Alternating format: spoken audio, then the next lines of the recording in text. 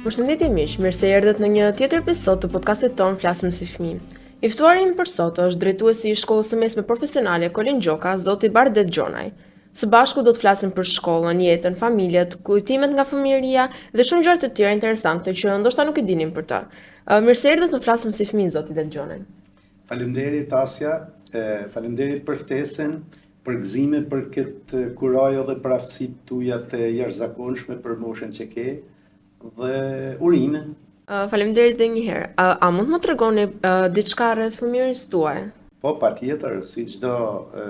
individ, edhe unë kam fëmijërinë time, sigurisht fëmijëria jonë nuk ka qenë siç është e juaja sot, sepse unë kam lindur në fshatin Troshan në vitin 1972, në një kohë shumë të vështirë për gjithë Shqipërinë, por edhe në fshatin tonë vështirësitë ishin pafund. Pastaj kam lindur lart në mal, atëherë shikohej edhe si diçka se ishte edhe më e vështirë për jetën, por sot në fakt malet po kërkojnë më shumë, gjithsesi kjo është në varësi të zhvillimeve dhe të ekonomisë. Në fëmijërinë time, që kur jam ba për të marrë mend, po themi, dhe për të ecur, baba im punonte me gjeologji minirat në Mirdit dhe qëndronte gjithë javës atje, vinte në fundjavë, duke qenë se ishte edhe afër me shtëpinë e dajave të mi, me merrte me mbante atje, me 500 punëtor, me 1000 punëtor, dhe të jemi sinqert, në atë moshë, me ka takuar të rritem para kohë, sepse aty dëgjoja nga gjitha, benin pyetje të ndryshme, beja edhe unë, mësoja me shumë për jetën, dhe edhe pse nuk kam patur mundësi të shkoj në Kopësht, si shumica moshatarëve të mi, kur kam shku në klasë të parë në shkollën e Troshanit, jo vetëm që nuk kisha asnjë vështirësi në krahasim me ato që kishin qenë në Kopësht, por ndoshta ndjesha edhe më mirë. Filluam klasën e parë, mësuesja ime ka qenë një zonjush atëherë, Lulzime Miftari, vinte nga Tirana, sepse kështu ishte koha atëherë, i sillnin mësuesit edhe nga larg, siç kam patur me vonë edhe mësues të tjerë nga Tirana, Ilir Kanini, Duhet Dodani që vinte nga një zonë tjetër, e shumë të tjerë që i kam në mendjen time, por fëmijëria ishte e vështirë, por ishte edhe e bukur. Për kohën si që ishte, bënim ato lojrat që zhvilloheshin në atë kohë, mblidheshim në qendër të fshatit, shkonim në vatër të kulturës, në shkollë kishim një angazhim maksimal, më falni për modestin, po unë në fakt nuk njihja kur në 9, vetëm 10, bile sot isha në shkollat e Zadrimës për të promovuar shkollën dhe takova një shoqe të klasës në shkollën e Binishtit që e kam patur atëherë dhe ju tha kolegëve që kisha me vete që unë e Bardhi tha kishim vetëm 10, po Bardhi ishte më i fortë matematik, tha unë isha më e fortë në letërsi, tha. Në fakt pastaj duke u rritur, duke u marrë edhe me sporte, duke u angazhuar dhe duke përfaqësuar shkollën edhe në recitime, në konkurse, deri në Lezhë, se s'na dërgonin me larg, edhe në gara vrapi, volejboll, futboll, si çdo fëmijë, por duke qenë se kisha shtëpinë larg me shkollën, më duhej edhe të prisja, të merrja edhe bukën apo të blija në dyqan për të dërguar në shtëpi, sepse isha fëmija i parë në 5 fëmijë, baba punonte larg, nana kishte pamundur se rriste vëllezërit dhe motrat dhe më duhej të bëja edhe shumë punë të shtëpisë, por megjithatë nuk me kanë ndikuar, e kam përfunduar klasën e 8 shkëlqyshëm, pastaj me kanë dhënë një bursë atëherë për këtu në gjimnaz dhe Flian Konviktin e shkollës ekonomike të atëhershme, sot shkolla Kolin Gjoka, dhe në gjimnaz sigurisht që kemi patur shoqëri të mirë, edhe në Konvikt gjithashtu, kemi patur edhe vështirësi se kushtet ishin të këqija, nuk kishim çfarë të vishnim, nuk kishte ngrohje, kishte disiplinë më tepër sipas moshës tonë se sa duhej, por përsëri gjenim format, të argëtoheshim, organizonim mbrëmje, biles filluan grupi Djemtë e Detit, i merrnim, organizonim çdo fundjavë mbrëmje në Konvikt, kur lundte Beslidhja në stadium, iknim edhe nga studimi për të parë Beslidhjen, shkonim në kinema, merreshim me sport, edhe zinjeshim ndonjëherë, por na pajtonin. Si çdo i ri edhe e re, kam kaluar edhe unë ato vitet e mia të rinis me ulje ngritjet, me të mirat, me të këqijat. Dhe pastaj vim tu ku jemi sot, që jam baba i 2 fëmijëve dhe me shumë ngarkesë të lashë. A kishit një lëndë të përfuar kur ishit një nxënës? Të them të drejten, të gjitha lëndët në 8 vjeçare i doja fort, kisha talent, nuk është se kisha shumë nevojë të lexoja, por prirjet i kisha në shkencat natyrore. Çfarë ëndrash kishit kur ishit fëmijë? Si çdo fëmijë atëherë mendonim po do bëhem si mësuesi im, po do bëhem ndoshta na ka shkuar mendja ndonjëherë edhe pse dinim se nuk realizoi për aktor apo për mjek apo por në fakt nuk është se kishim shumë ëndra, sepse ishin kohra të vështira, ishte shumë fukarallik, duhet të merreshim edhe me punë, edhe pse ishim fare fëmijë. Unë për shembull dilja dhe mblidhja gjatë stinës së verës për të siguruar lek për veshmbathje dhe për libra, bimë mjekësore në mal, lisen, shërbel, trumz, gjithçka kishte mali i Troshanit, por si unë edhe shumë bashkëmoshatar të tjerë, sepse ishin kohra të vështira. A ka pasur ndonjë mësues ose ndonjë person që ka ndryshuar ose ka ndikuar shumë te formimi juaj si individ? Që më ngelet në mendje fort është mësuesja e klasës së parë, që e theka më herët e ceka për zonë jush atëherë Lulzimi Miftari, që ishte një personazh, një gocë ekselente, por edhe mësuese sipas meja atëherë jashtëzakonshme. Pastaj Ilir Kanini, që ishte nga Tirana, që kishte jo vetëm vlera si mësues dhe intelektual, por edhe të jashtëzakonshme njerëzore. Kemi patur drejtorin e shkollës, zotin Mark Pali, që tani nuk jeton më, ndjes pas, edhe ai ishte një burr shumë i drejtë dhe që nuk bënte kur diferencime, edhe pse unë vija nga një familje që sistemi nuk e dëshironte fort, por nuk ndjeja veten fare inferior, sepse na krijohej një ambient shumë i mirë. Kam patur edhe mësuesen në fillore Liza Pali, edhe ajo një zonjë jashtëzakonshme, Mark Luka, e kemi patur shumë të tjerë, por këto ngelen më shumë mendje të fillores dhe drejtori i shkollës, edhe këto që vinin nga larg, Ilir Kanini, Ilir Cani. Pastaj këtu në gjimnaz kam pasur fatin të kem edhe emra të mëdhej, sidomos për letërsinë, Agim Isaku, ndjes pas Vera Isaku, kemi patur një mësues nga Kosova, Ibrahim Ferizaj, një mësues i jashtëzakonshëm. Kemi patur profesore Satreqin, që ndjej një kënaqësi të jashtëzakonshme, kanë kaluar 36 vjet që kur kam përfunduar gjimnazin dhe unë e takoj pothuajse çdo ditë në rrugët e Lezhës dhe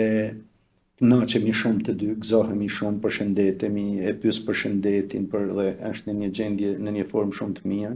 Kemi patur aty te Konvikti, që ka qenë drejtor në përfundim të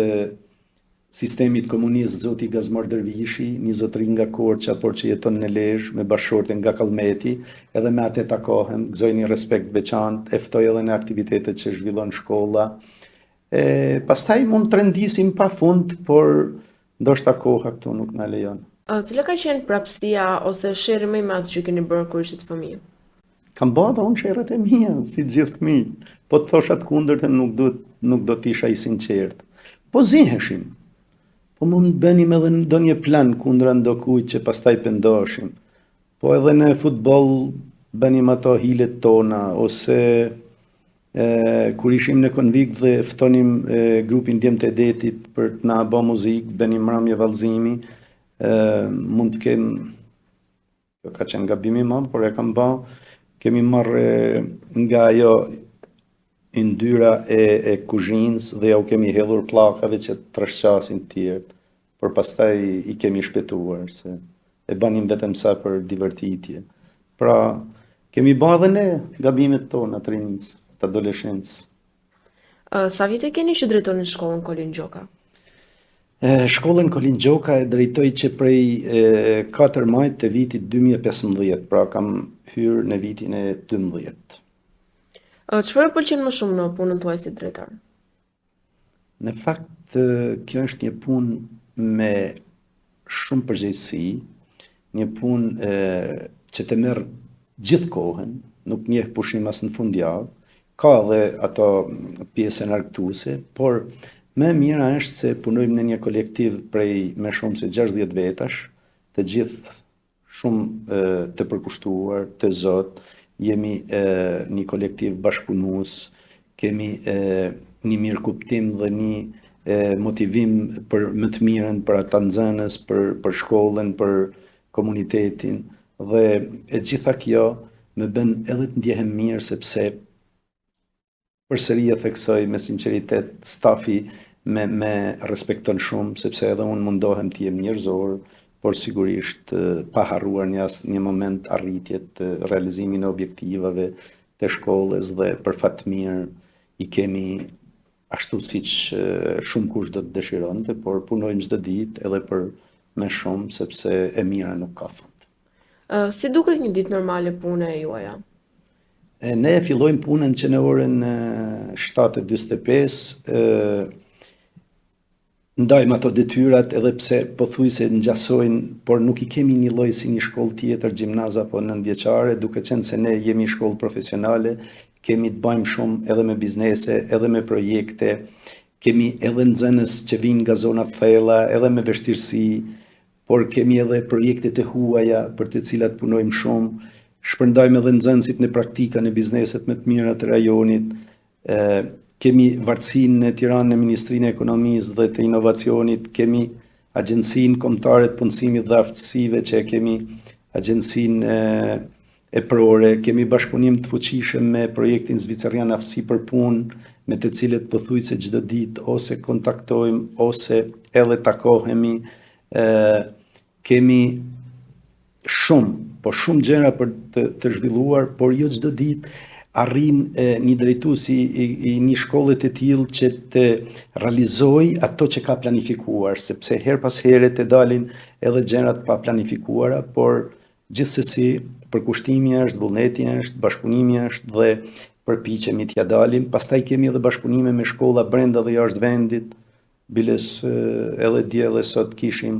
nxënës dhe profesor nga Ishujt Kanajre të Spanjës, që kanë ardhur për të bashkëpunuar në kuadër të projektit Erasmus+.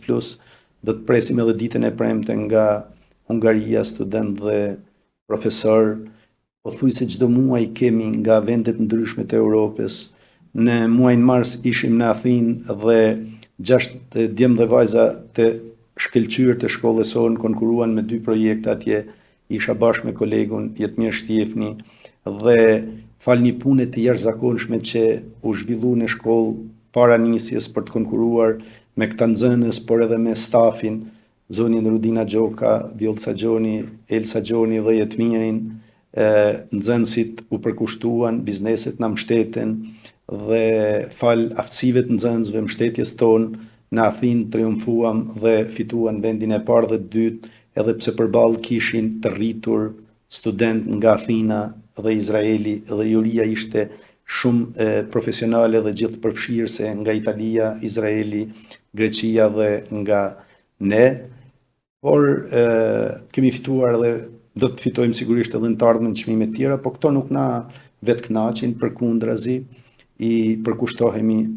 edhe me shumë punës, bëjmë më të mirën për nxënësit tanë, i trajtojmë sikur të ishin fëmijët tanë. Sigurisht që jemi edhe rigoroz kur e kërkon puna, në zbatim të rregullores, në shërbim të cilësisë, në shërbim të mbarvajtjes së procesit,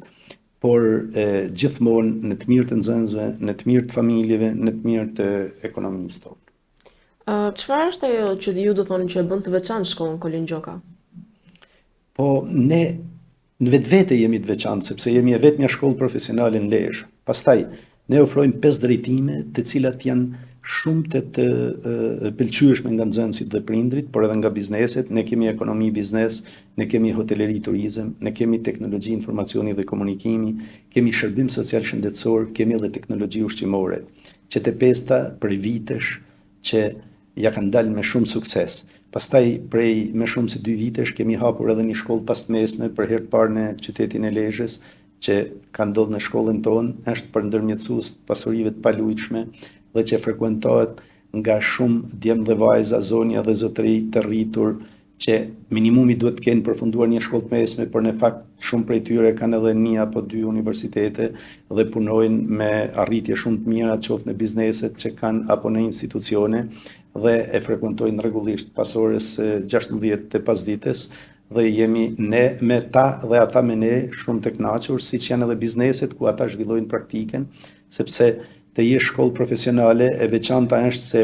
nuk e ke shkollën nga mjesi deri në përfundim vetëm teori dhe në shkollë, por nxënësit e shkollës sonë dhe të gjitha shkollave profesionale në Shqipëri e kanë pothuajse gjysmën e kohës në praktikë në biznes dhe pjesën tjetër në shkollë dhe duke mësuar teorinë në shkollë dhe në laboratoret e saj edhe praktikë, por kryesisht praktikën në biznese, duke punuar konkretisht të gjithë të nxënës dhe nxënëse në atë profesion të cilin kanë zgjedhur, jo vetëm që e marrin atë profesion, e përfitojnë, por edhe fillojnë të paguhen. Dhe kjo i shtyn edhe me tepër drejt asaj dëshire për të regjistruar në të ardhmen edhe me shumë, por edhe vetë to individ kanë një punë të sigurt, mund shkojnë edhe në universitet, mundin të krijojnë edhe biznesin e tyre, sepse kemi shembuj sa të duash, dhe e veçanta është kjo pra sepse ne jemi shkollë profesionale që kemi edhe shkollën edhe biznesin, kemi edhe projektet, kemi edhe bashkëpunimet të shkëlqyera edhe me institucionet, edhe me projekte kemi shumë, që është rast unik në Shqipëri, ne kemi arritur deri aty sa përveç projektit Zvicerian Aftësi për Punë që e kemi prej më shumë se 9 vitesh dhe që përfitoj nga rasti t'i falenderoj shumë për gjithë mbështetjen që i kanë dhënë shkollës sonë, që nga trajnimet tona si staf në vazhdimsi me ekspertet më të mirë vendas dhe të huaj, me laboratorët që kanë ngritur gjithë infrastrukturën, por edhe me eksperiencat që na kanë dhënë duke na dërguar në Zvicër, duke bashkëpunuar mes shkollave në Shqipëri dhe gjithçka tjetër ata kanë bërë dhe vazhdojnë të bëjnë për shkollën tonë, por nuk jemi mjaftuar vetëm me projektin zvicerian, kemi edhe evropiane, Erasmus+, kemi mbyllur me shumë sukses. Kemi një në vazhdim si ky që thash që kemi fituar edhe çmimet, kemi aplikuar për të tjera dhe në fakt nuk reshtim. Ne i dërgojmë nxënësit, edhe ky është një ndryshim apo veçanti me gjimnazit, në vendet e BE-s ku i presin bashkëmoshatarët e tyre, ku mësojnë për njëri tjetrit, zhvillojnë praktiken profesionale, japin dhe marrin nga kulturat e shteteve, si dhe mësojnë edhe me shumë gjuhë të huaja në vendet ku shkojnë, por krijojnë edhe shoqëri dhe mësojnë me shumë për jetën sociale në ato vende, ashtu siç vinë edhe në shkollën tonë nga Evropa dhe Ballkani dhe mësojnë prej bashkëmoshatarëve të tyre. Kemi edhe një projekt tjetër nga World Vision që para 3-4 muajsh na ka ngritur një laborator modern në shkollë dhe shkolla jonë edhe pas dite, jo vetëm që frekuentohet nga këta studentët e shkollës pasmesme për ndërmjetësues të pasurive të palujshme, por kemi kurse pafund që hapen në bashkëpunim me AKPALEZH apo zyren e punës siç jemi mësuar ta quajmë, dhe me qendrën e formimit profesional në Shkodër, sepse Lezhë nuk ka akoma një qendër formimi. Ne ju lirojmë ambientet, laboratoret dhe aty gumzhin shkolla gjithë pasditen, sepse ka grup mosha të ndryshme, ka punë kërkues pa punë, ka që zhvillojnë kurse qoftë në teknologji informacioni, qoftë për hoteleri, qoftë për aftësi të buta, qoftë për parukeri, me raste edhe hidraulike, elektrike e tjerë, dhe përgatiten specialist. Edhe kjo është diçka që na bën të veçantë. Pse janë kaq të rëndësishme shkollat profesionale dhe pse një nxënës do të zgjidhë pikërisht shkollën Kolin Gjoka për të studiuar? Shumë me vend pyetja, të falenderoj shumë. Në fakt, qofse në komunizëm gjithçka ishte paracaktuar nga shteti dhe planifikonte, do t'i duhen ekonomisë 100 ekonomistë vitin e ardhshëm, 50 soldator, 200 elektricistë të tjerë dhe aq shkonin në shkolla. Pas 90-s, duke qenë ekonomi tregu dhe ekonomi e lirë, njerëzit për fat të keq nuk kanë ditur edhe shumë të orientohen dhe tashmë nga gjithë dihet se fakultetet apo universitetet u bën si këpurdha pas shiut. Shumica njerëzve donin të përfundonin me e mos një universitet, por pa patur një objektiv në kohë dhe kur e përfundonin nuk kishin arritur një pjesë e tyre asgjë, se ose nuk i përkushtoheshin ose kishin bërë zgjedhjen e gabuar, për të mos thënë edhe ato raste të tjera që nuk e di se sa e kanë marrë të sakta të shkollë, por nuk u orientuan drejt, nuk kishte kush t'i këshillonte dhe u mbush vendi me jurist dhe zanate të ndryshme që në fakt s'kishin një zanat dhe përfundonin punonin kamarier. Mirë po, një shkollë profesionale që në moshën 15 vjeçare jep një treje, një mundësi për të ardhmen, të artë, qoftë se ngjit pasionin, vullnetin, aftësitë dhe përzell vërtet atë drejtim, atë profesion që do t'i shërbej nesër dhe që do të ketë nevojë tregu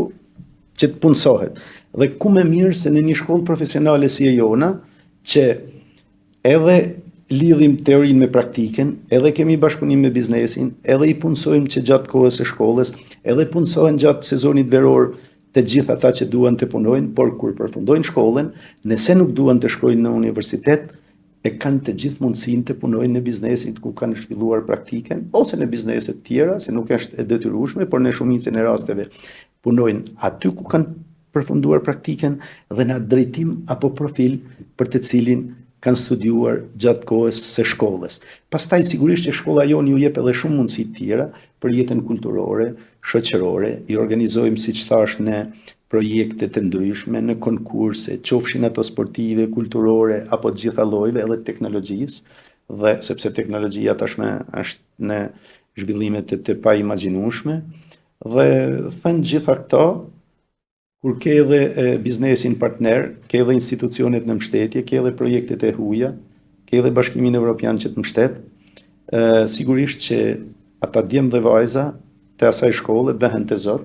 gjithmonë ata që dëshirojnë, sepse ne ju krijojmë kushtet të gjithëve, por pastaj sigurisht në fund të 4 viteve,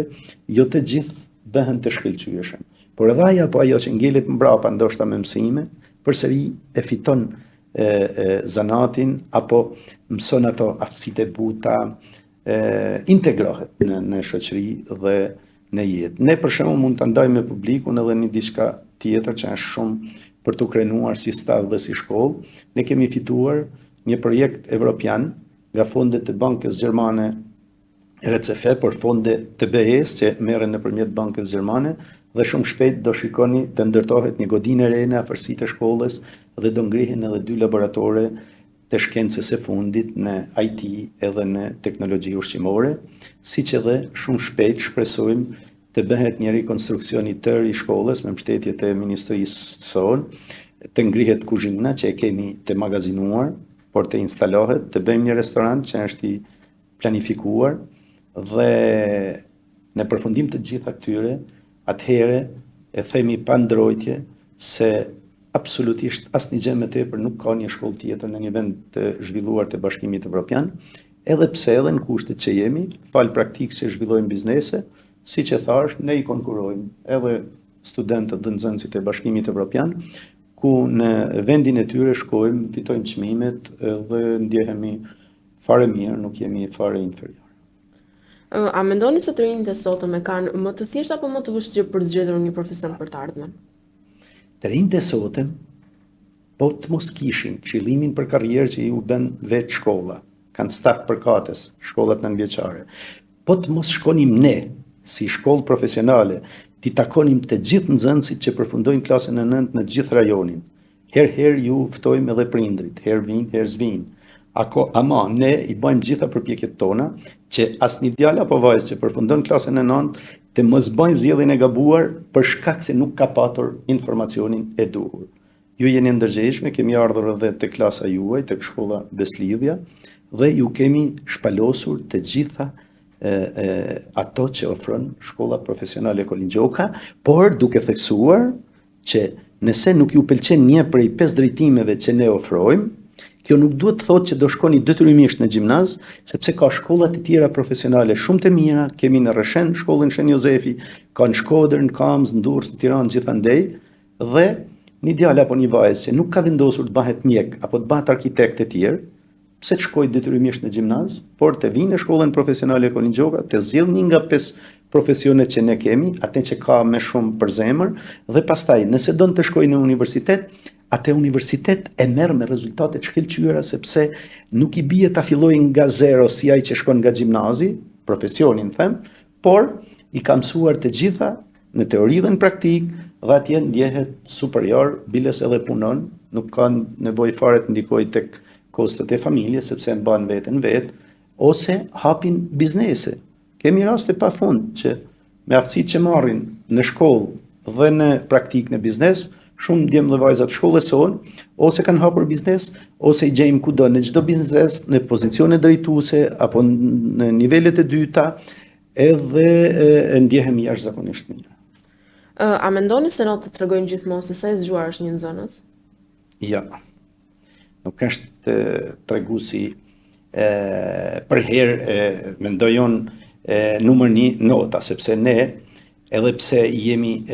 të ndërgjegjshëm se duhet të mësohet shumë, por nëse ngelet në teori, nuk zbatohet në praktik, nuk besoj se del me i zoti një djalë apo vajzë që përfundon me gjitha dhjeta, por i ka vetëm në teori, në krahasim me një djalë apo një vajzë që edhe ka mësuar, edhe ka dalur mirë, por i ka gjetur kohë vetes edhe të merret me aktivitete kulturore, shoqërore, sportive, është angazhuar në të gjitha drejtimet, ka dhe prirje, mund të ketë edhe talent, dhe aja po ajo fare mirë, kemi raste sa dush që mund të shkëlqejnë në biznes, mund të shkëlqejnë menaxhime të tjerë, edhe pse nuk ka përfunduar me gjitha notat dhjeta. Por gjithsesi, ne kërkojmë që trijtë e treja të mësojnë shumë, dalin me rezultate të shkëlqyera, por mos t'jenë vetëm për të lexuar librin, t'jenë për të lexuar, por edhe për të bërë zot në jetë, në lidhje me jetën, me kulturën, me të kenë zotësi që t'i dalin për zot vetes, familjes, shoqërisë dhe vendit. Cili është momenti më emocionues që keni përjetuar si drejtor? Janë disa. Kur për shembull neve shkojmë si shkollë dhe përfaqësohemi në vende si Gjermania, Franca, Portugalia, Italia, Greqia. Rendita këto se i kemi patur të gjitha së bashkut në një projekt që kemi patur me fondet BE-s me Erasmus+. Dhe kur ata vetë e deklarojnë, e kemi dokumentuar me video, që thonë stafi i shkollës profesionale Kolin Gjoka në këto 3 vite ishin më të mirët. Një kjo. E dyta, kur shkojmë me nxënësit, qoftë jashtë vendit, qoftë brenda vendit, në konkurset ndryshme, në panajiret ndryshme, dhe aty ku ka çmime, nxënësit e shkollës Kolin Gjoka shkëlqejnë, kjo të bën të fluturosh nga gëzimi dhe sigurisht që ndjesh mirë, por gjithmonë qëndroj me kamën e tokë, kërkoj për herë më të mirën, bashkëpunojmë edhe më shumë, i mbështesim nxënësit akoma më shumë dhe kryesisht nuk kënaqemi apo nuk mjaftohemi duke mbështetur vetëm ata që shkëlqejnë, sa ato ecin edhe vetë, por përpiqemi që t'i ndihmojmë dhe mbështesim të gjithë. Dhe në fakt nëse ne kemi pika të forta të tjera, janë edhe këto, se në shkollën Kolin Gjoka kemi nga gjitha komunitetet, në shkollën Kolin Gjoka kemi edhe fëmijë me aftësi ndryshe, dhe prindrit e tyre na falenderojnë pa mas për atë respekt që tregojmë ndaj tyre, për atë pritje që ju bëjmë, për atë mbështetje që ju bëjmë, dhe gjitha këto na bëjnë të ndjehemi mirë, por edhe të përcjellim një mesazh që në çdo punë që individi bën, duhet se parit të jetë njerëzor, pra të jetë njeri, dhe pastaj të vërë në zbatim profesionin, detyrën, t'i shërbej institucionit ku punon, apo biznesit, apo t'i shërbej familjes, shoqërisë dhe gjithë atë. Po momentet më të vështira? Momentet vështira dalin, kemi edhe raste kur na shkon tensioni dyqen, për shembull na ka ndodhur që të kemi edhe nxënës që ti merresh me të, përpiqesh, e mbështet, i kërkon edhe ndihmën familjes etj. Dhe përsëri mund të bëjnë edhe gabime. Dhe në fakt edhe pse detyra e shkollës është t'i marrë nga rruga, t'i edukoj dhe t'i përgatis për jetën, detyrohemi për fat të keq në momente të caktuara, por jo të pa mirë menduara, duke parë nga anon peshorja, nëse një individ dëmton 20 shokë e shoqe në klasë, kur i kemi dalur borxhit disa herë, detyrohemi edhe të marrim vendime që për atë vit ta largojmë me të drejtën për të rikthyer vitin tjetër, por këto nuk janë gjëra që i kalojmë pa vështirësi, se jemi njerëz, e megjithatë detyrohemi për t'ju hapur rrugë të tjerëve që duan të ecin, të mësojnë dhe të mos kenë njerëz që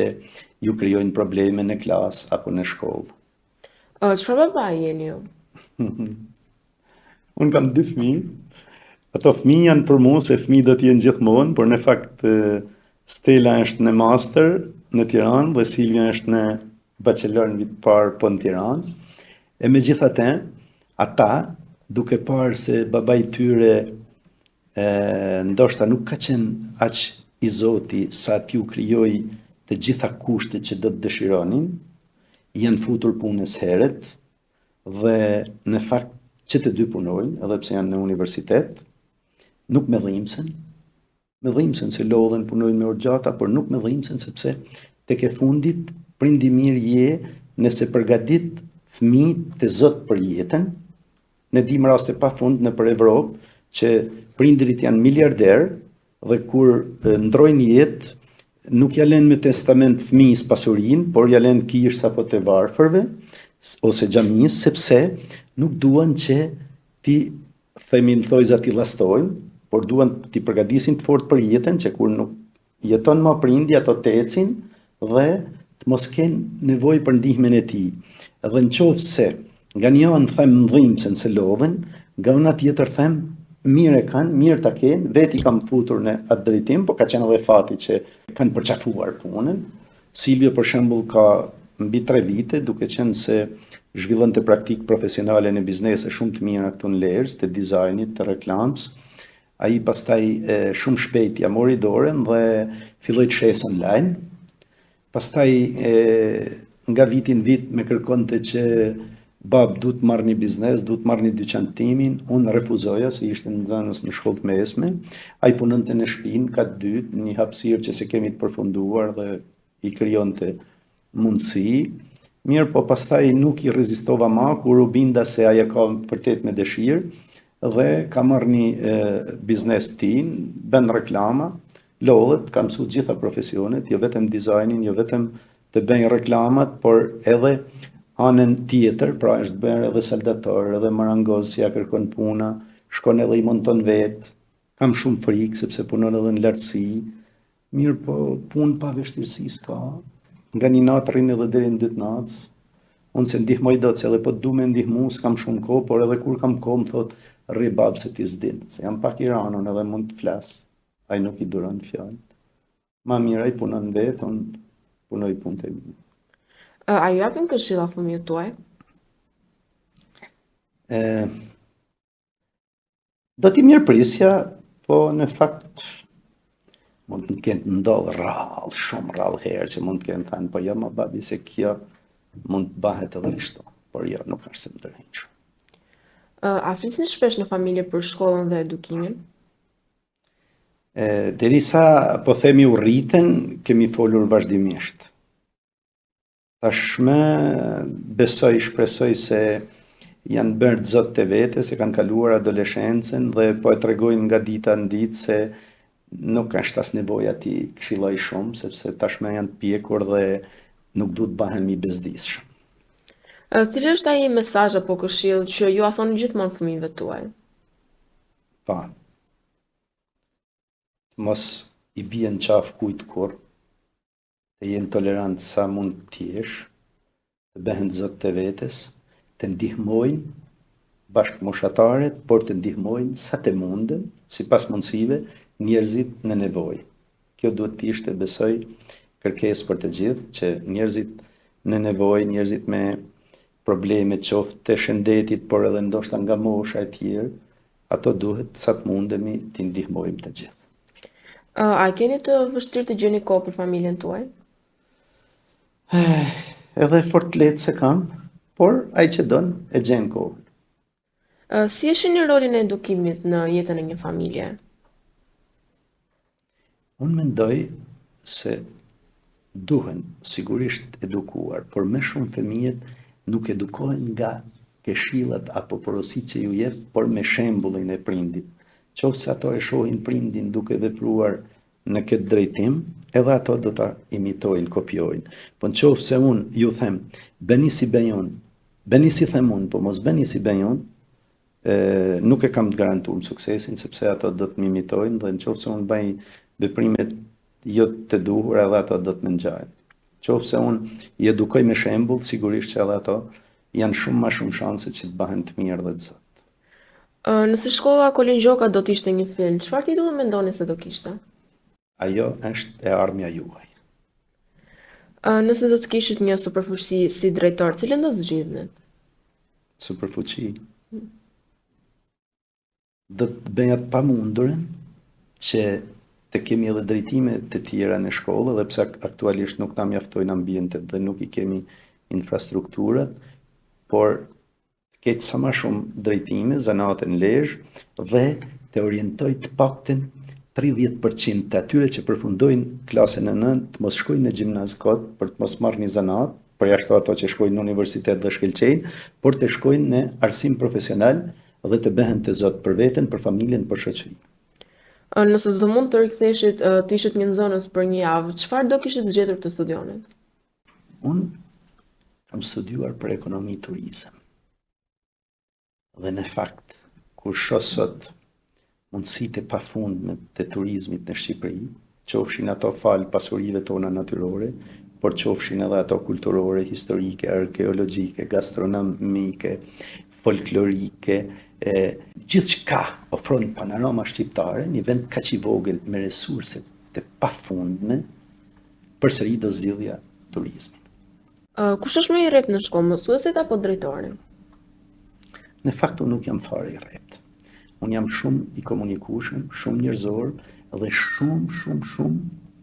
e kërkues për zbatimin e rregullores, por jo me tone të ashpra, jo me veproj me rregullore sipas ligjit, por me sjellje njerëzore. Nëse nxënësit do t'ju vendosin një pseudonim, si mendoni se do t'ju quanin? Të se kisha menduar, por do thoja, unë jam njeri dashamirës, njeri shumë mbështetës për individin, por në momente të caktuara marrë dhe vendime me besimin se po marrë vendimin e drejtë dhe ndoshta ndonjë prej tyre dhe preket për momentin, me vonë e kuptojnë, ndoshta do më quani edhe pak kokë fortë. Çfarë bën të buzëqishni më shumë gjatë një dite në shkollë? Kur shoh që gjithçka shkon sipas programit, nxënësit janë të lumtur, mësuesit e bëjnë punën me shumë dëshirë dhe pasion, dhe në fund të ditës kemi rezultate, pse jo pastaj edhe fitojmë çmime, projekte, punësohen nxënës e tjerë. Nëse do të kishit mundësinë të takoni çfarëdo lloj personi, në çfarëdo lloj profesioni që mund të ketë ndjekur, një person i famshëm, kë do zgjidhni? Në fakt, me pëlqen të qëndroj me shkrimtar, por edhe me njerëz që në jetën e tyre e kanë arritur gjithçka vetë, pa mbështetjen e kujt, dhe ja kanë dalur me sukses, sepse marr nga eksperienca e tyre dhe frymëzohem nga arritjet e tyre. Nëse do mund të ritakonit veten tuaj kur ishit 16 vjeç, çfarë do t'i thoshit? Kam qenë një çun as 55 kg, me shumë ëndra, por me shumë vështirësi për jetën, por do t'i thoja, edhe pse atëherë ne nuk mendonim për ekonomi tregu, se kur isha unë 16 vjeç, ishte viti 1988, që ishim vend totalitar komunist, do t'i thoja që zgjidh ëndrat tuaja dhe ndiqi ata. A ka qenë vështirë rruga juaj drejt këtij profesioni? Në fakt, nuk e kam parë fare të vështirë, sepse unë nuk kisha zgjedhur të bëhem mësues. Po të kisha zgjedhur të bëhesha mësues, unë do të studioja në një fakultet të mësuesisë. Unë zgjodha degën ekonomi turizëm, sepse mendova se vendi ynë ka potenciale të jashtëzakonshme, që në fakt i ka. Mirë po, kur unë e përfundova këtë shkollë, me kanë thirrur vetë se për koincidencë ishte fat, nëse do të themi, se kisha përfunduar i parin lezhë drejtimin e turizmit dhe në shkollën Kolin Gjoka ishte hapur një vend pune për drejtimin menaxhim turizëm në atë kohë, sot e kemi hoteleri turizëm, dhe më kanë thirrur vetë, a mundesh të vish? Unë isha ndërkohë menaxher në një resort të madh turistik. I takova, ju thash, po e kam të vështirë sepse punoj filan vend dhe kam këto të ardhur, edhe më thanë shumë dashamirës ai drejtuesi i arsimit në atë kohë, para 20 vjeç, më tha, mundesh ti mbash të dyja. Dhe kjo me joshi dhe fillova t'i mbajt e dyja. Pastaj me kalimin e 3-4 muajve, filloj të pëlqej puna që bëja tek shkolla Kolin Gjoka dhe mora vendim që t'i përkushtoj me kohë plot dhe lash punën në privat, edhe pse her pas here në kohë lirë jam kthy privatit sepse për nevoja ekonomike kam punuar përsëri menaxher në resorte deri edhe tek mrizi i zanave dhe nuk përtoj fare, e baj me shumë qejf. Çfarë ju motivon në punën tuaj dhe që shtyn ta bëni atë çdo ditë? Mu me thonë njerëzit që unë jam një njeri shumë energjik. Në fakt e pranoj edhe vetë, shoh tek vetja. Por motivimi me vjen kur shoh që po punoj për brezin e ri, po punoj për të ardhmen e Lezhës dhe kjo më shtyn përpara që sa më shumë nxjerrim profesionist, njerëz të Zot për vetë dhe për tregun, aq më shumë na bën që t'japim maksimumin që të përgatisim edhe më shumë të tjerë, edhe më shumë dhe ta zhvillojmë Lezhën dhe këtë vend. Si i përballoni momentet e stresit apo të lodhjes? Përpiqem që të mos ndikoj tek të tjerët, por nuk mund ta fshes e vuj vetë, biles nga stresi detyrohem të marrë edhe ilaçe kundër tensionit lartë, sepse puna jonë është shumë dinamike, stresante etj,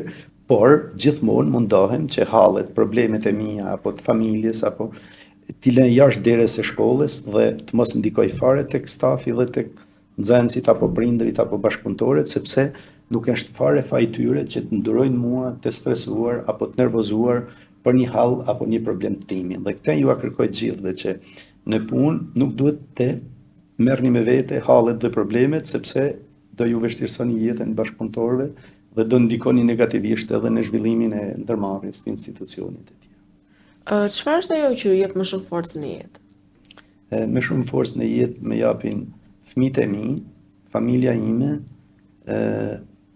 arritjet e institucionit dhe shpresa për një të ardhmë sa më të mirë për këto 33-ja, për Lezhën dhe për Shqipërinë. Si e kaloni kohën e lirë? Në kohën e lirë, deri para pak kohësh, ose të paktën deri në periudhën e Covidit,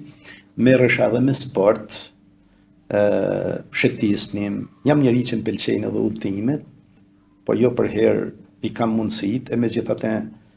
fal projekteve të ndryshme me janë krijuar edhe mundësitë për të shëtitur, por me shumë tani, se e quaj veten se më kalu pak në një moshë me të rritur, shëtisim, ecim në kam, bëjmë ndonjë sport vogël, nga një herë mund të luajmë edhe ndonjë lojë sha, letra, domino me njerëz të rritur që në fakt mund të tingëlloj akoma shpejt, por mund ta konsumoj një gjysore, një fund dite. Pastaj më pëlqen shumë duke qenë edhe i fushë turizmit, por kam edhe tipin të vizitoj vendet e bukura, vendet turistike, të shëtis me familjen, por edhe me shok, me shoqëri dhe me kolektivin e punës. Çfarë mesazh do të jepni të fëmijëve dhe të rinjve sot? Fëmijëve dhe të rinjve ju bëjnë thirrje që të rriten duke dëgjuar këshillat e prindërve, të mësuesve, të duan fort njëri tjetrin, të respektojnë rregullat dhe normat e shoqërisë, të mësojnë shumë, të bëhen zot, të bëhen njerëz që i arrin gjërat vetë pa i marrë kushpërdore dhe mos ti varin shpresat tek prindrit apo tek të tjerët, por të bëhen të zot të vetes dhe të shohin përpara duke ndihmuar njerëzit, duke mos i rënë kujt në qafë dhe duke e garantuar dhe siguruar jetën vetë, por duke i shërbyer edhe vendit, edhe ardhëut, dhe jo t'i shohin si zgjidhje largimet prej Shqipërisë, por ka se si të kthehen edhe ato që kanë ikur, po sigurisht duhet të krijon kushtet dhe por gjithsesi kush do në gjenë veten edhe këtu, nuk kanë pse të largohen, sepse shkollën e kanë të mirë,